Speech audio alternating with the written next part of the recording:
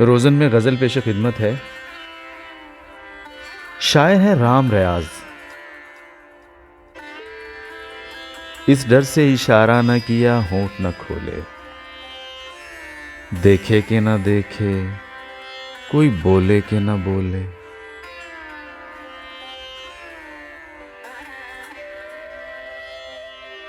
पत्थर की तरह तुमने मेरा सोग मनाया,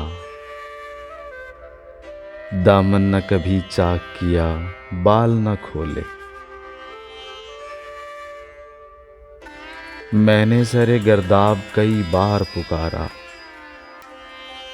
साहिल से, मगर लोग बड़ी देर से बोले। मैं आलम तन्हाई में निकला हूं सफर पर, फिर गर्दिश अय्याम कहीं साथ न होले।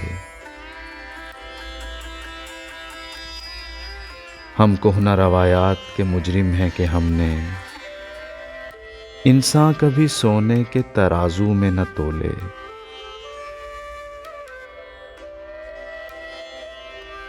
फिर राम यहां चुप को बहुत देर लगेगी, जी खोल के हंस ले अभी जी खोल के रोले।